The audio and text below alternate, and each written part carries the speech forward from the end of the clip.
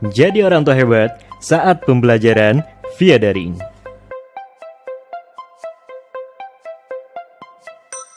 Dalam rangka penanganan COVID-19, pemerintah Indonesia menerapkan aturan PSBB yang merupakan singkatan dari pembatasan sosial berskala besar. Hal ini dilakukan dengan harapan virus tidak menyebar lebih luas dan upaya penyembuhan dapat berjalan maksimal. Dalam usaha pembatasan sosial ini, pemerintah Indonesia juga telah membatasi kegiatan di luar rumah, seperti kegiatan pendidikan yang telah dilakukan melalui pembelajaran online. Pada pembelajaran online, anak dapat menjadi kurang aktif dalam menyampaikan aspirasi dan pemikirannya, sehingga dapat mengakibatkan pembelajaran yang menjenuhkan.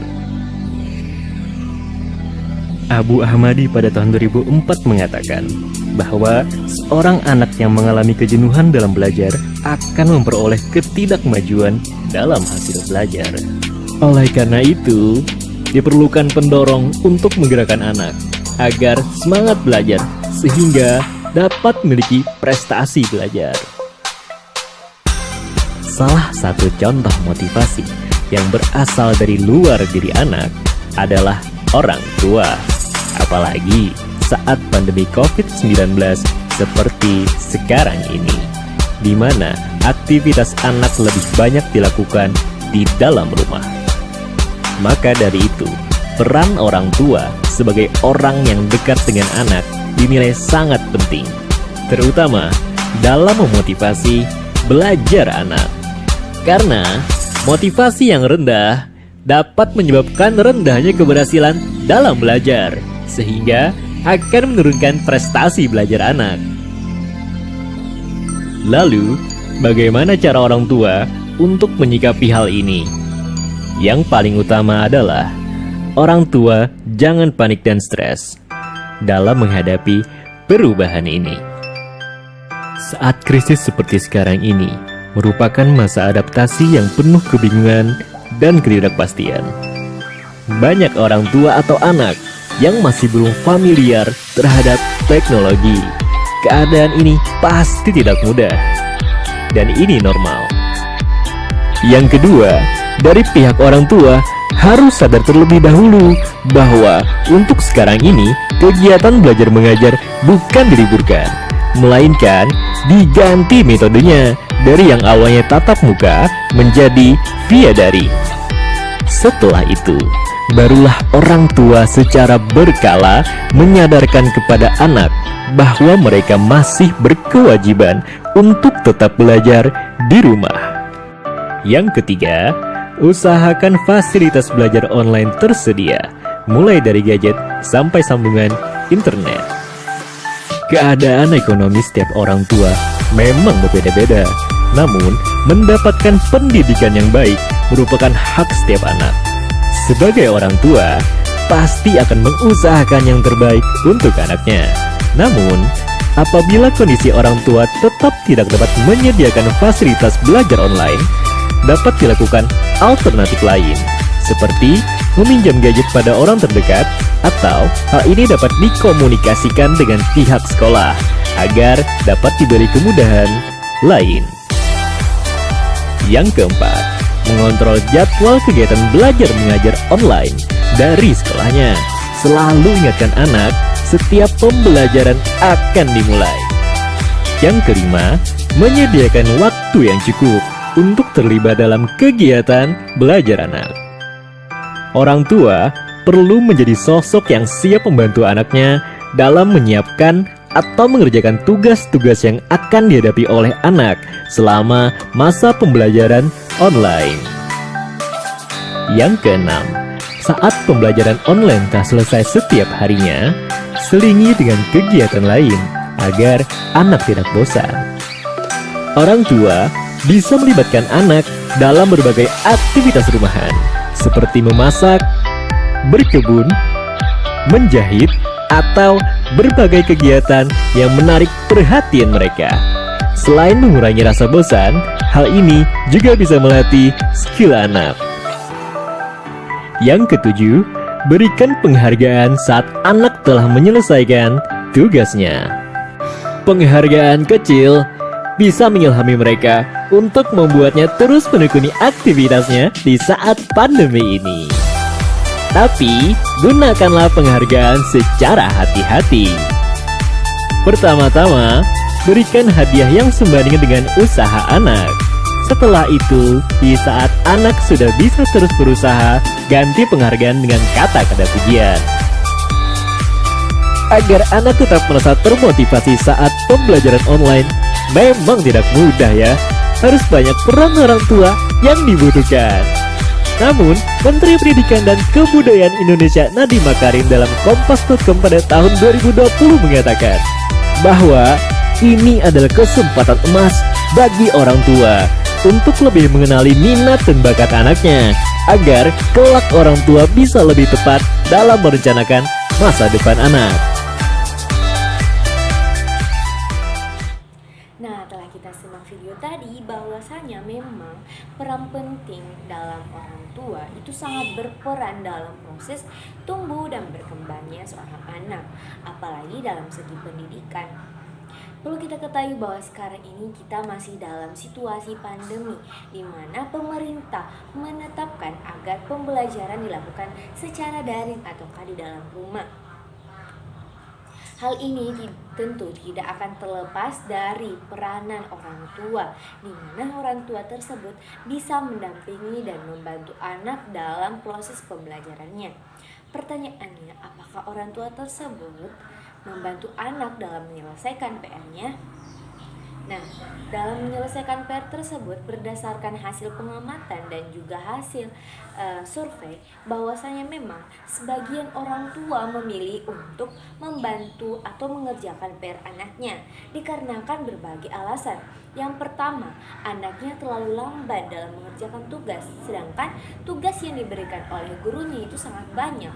Yang kedua, yaitu orang tua tersebut tidak memiliki waktu, apalagi ibu rumah tangga yang dimana dia harus mengurus pekerjaan rumah tangganya, pekerjaan lain-lainnya, mengurus suami dan juga anak-anaknya.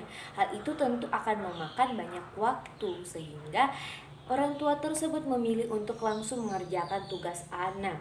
Padahal hal ini tidak bisa dibenarkan apapun alasannya, karena membantu mengerjakan PR anak sama dengan menjerumuskan anak ke dalam sesuatu yang tidak baik.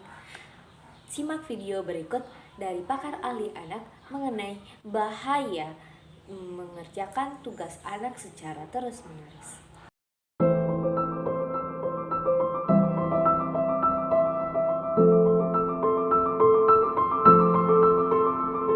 Ketika orang tua terlalu baik dengan anak, dengan membantu tugas-tugas sekolah dia, ini pertanda orang tua sedang menjerumuskan anak. Seandainya anak menangis, minta bantuan dari orang tua untuk mengerjakan tugas, biarkan saja. Biar keterampilan problem solving dia muncul. Metakognitif skill dia juga akan terbangun. Dia akan berpikir bagaimana ya cara mengerjakan tugas ini.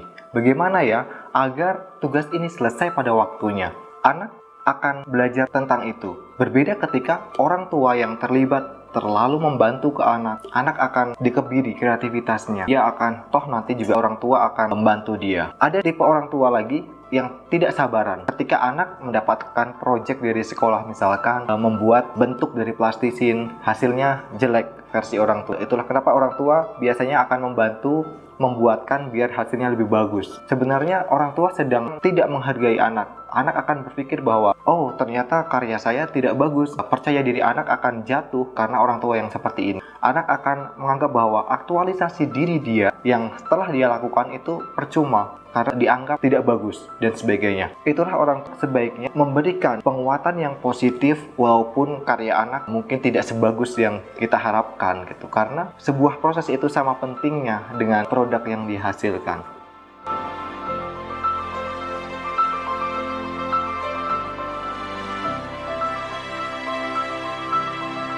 Nah, sudah kita bahas tadi bahwasanya mengerjakan tugas anak memanglah tidak baik dikarenakan berbagai alasan. Yang pertama adalah kalau semisal kita mengerjakan tugas anak, maka tentu anak akan menjadi malas dan tidak mandiri. Kita bayangkan nih, para orang tua murid sekalian, kalau misalnya kita membantu anak kita di dalam mengerjakan tugas pada hari ini dan besok-besoknya, maka tentu hal ini akan timbul kebiasaan. Kebiasaan tersebut akan sangat tidak baik. Apabila hal ini terus terjadi, maka ketika pembelajaran telah dilakukan kembali secara tatap muka atau dari sekolah, maka tentu anak tidak akan terbiasa untuk mencari sendiri jawaban dari pekerjaannya tersebut atau tugasnya tersebut. Maka tentu hal-hal kecurangan dapat terjadi. Yang pertama adalah dia tidak mengerjakan tugasnya sama sekali. Yang kedua, dia mencontek kerjaan teman-temannya. Hal ini tentu kita tidak bisa harapkan dari seorang anak. Maka dari itu orang tua mulai sekarang harus berhenti mengerjakan tugas anaknya. Namun orang tua bisa membimbing anak dalam mengerjakan tugas-tugasnya. Yang kedua alasannya, kalau semisal orang tua membantu anak dikarenakan misalkan kerajinan tangan yang dibuat oleh anaknya itu tidaklah baik di matanya. Seperti yang dikatakan video tadi oleh pakar ahli anak mengatakan bahwa hal tersebut kita sama saja menganggap anak itu remeh atau kita tidak menghargai usaha anak. Maka tentu percaya diri dari anak itu akan terus menurun. Untuk mengakses atau melakukan hal-hal baru tentu harus didasari dengan rasa percaya diri yang tinggi. Kalau kita sudah terbiasa menganggap pekerjaan anak itu jelek, maka tentu anak tersebut ingin melakukan sesuatu, dia sudah angkat tangan padahal dia belum mencoba. Dia takut dicap jelek, dia takut hasilnya jelek, maka dari itu anak tidak melakukan hal-hal baru atau dia sangat tidak percaya diri dalam melakukan hal-hal baru. Tentu, apakah orang tua sekarang masih ingin mengerjakan tugas anak-anaknya? Padahal kita tahu bersama bahwa hal ini sangat tidak benar di dalam baik dari segi mental dan juga dari segi etika. Maka dari itu saya berharap bahwasanya para orang tua yang ada di Indonesia, khususnya orang tua yang ada di kampung bawah ini, melakukan pembimbingan terhadap buah hati atau anaknya. Maka dari itu perlu saya tekankan, karena orang tua tersebut mengerjakan tugas anaknya berdasarkan supaya anaknya mendapatkan nilai tinggi, saya perlu tekankan bahwa nilai tinggi tidak menjamin kesuksesan. Seberapa tinggi pun nilai dari anak Anda, walaupun itu bukan dari anak Anda, maka saya bisa pastikan bahwa anak Anda akan tetap dianggap remeh di luar sana. Dikarenakan ketika dia bersaing di luar sana atau sekolah sana, maka tentu para orang tua tidak bisa ikut serta mendampingi anak. Lalu seperti apa anak tersebut akan menjawab atau menyelesaikan permasalahan di sekolahnya itu? Maka tentu saya berharap agar kiranya mulai sekarang orang tua bisa membimbing anak untuk mendampingi anak belajar dalam sistem pendidikan daring. Maka dari itu saya tekankan, nilai bukan segalanya, melainkan dari isi dan apa yang dipahami. Sekian dari saya. Wassalamualaikum warahmatullahi wabarakatuh.